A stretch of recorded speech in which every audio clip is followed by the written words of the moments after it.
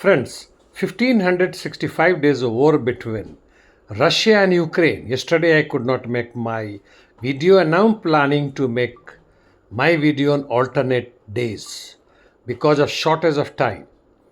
In the meantime, there have been war escalation between IDF and Hezbollah, as well as between IRGC, that is Iran, and Israeli Defense Forces. I will be also talking about the present war of attrition and the tactics and strategies between Russia and Ukraine. So let us start from Russian-Ukrainian war. As far as ground is concerned, Russians keep advancing at a small pace in Sumy and Volchansk regions by approximately 500 meters every day. As far as Kupiansk is concerned, Russia seems to be a little more concerned and putting up its forces, and similar situation in Lyman. Slavyansk, nothing much, while in Konstantinivka, Russians are trying to penetrate in central and eastern part while taking over a few of the micro districts in these areas. Yes, interdiction mission rates are pretty high from both the sides. While Russians have been hitting long routes and aiming strategically to ensure that Ukrainian army collapses. Like in recent time, they have been hitting on the logistic routes of Ukrainians between Sumy and Kharkiv, while Ukrainians are attacking Donetsk, Zaporizhia, Kherson, Crimea, and hitting consistently the logistic routes, military especially, of the Russian army, and they are using for this short and medium ranges drones aided by the NATO powers. And even it seems that American forces are experimenting their AI integrated drones and other weapon systems. This has caused the progress of Russian army on the ground slow, and in down south, that is Zaporizhia and Dnipropetrovsk, there have been reversals.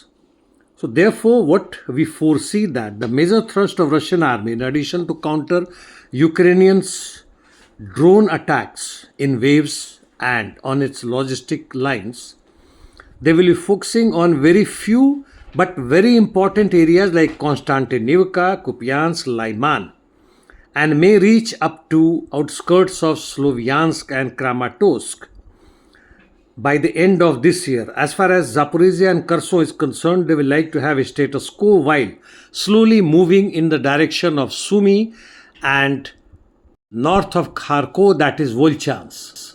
Now let us come to Middle East. Trump yesterday said that it is enough.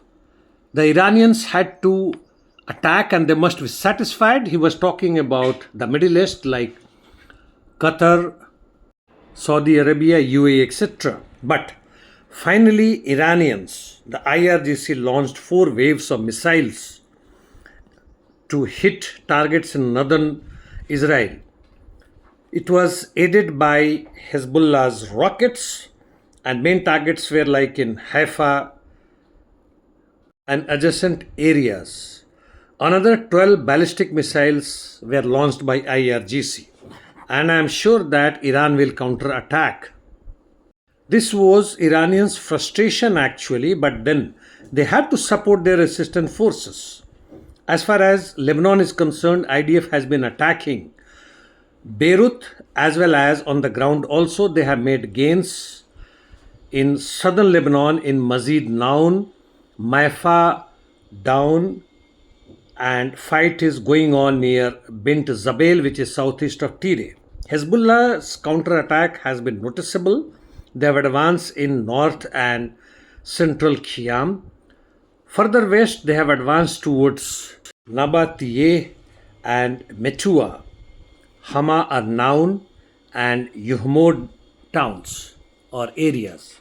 Syrian resistance forces have hailed Iran joining the war and also have claimed that in case America joins this thing, their American base in Iraq will not be safe, which is like Qatar Hezbollah being part of this resistance force can do and will do.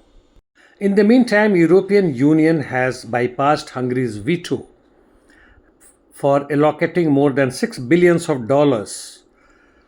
to Ukraine to facilitate for arming Ukraine.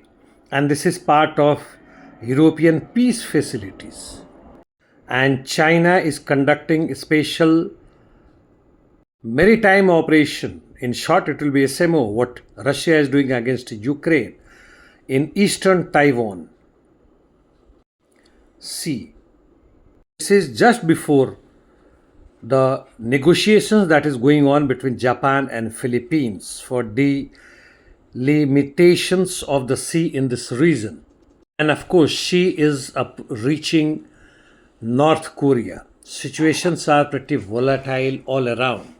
And as far as Armenia is concerned, the exit poll shows that despite all the tantrum done by its Prime Minister Pashinyan, it has only garnered 32.7%, that is less than 33%, while the opposition forces are reaching up to 53%.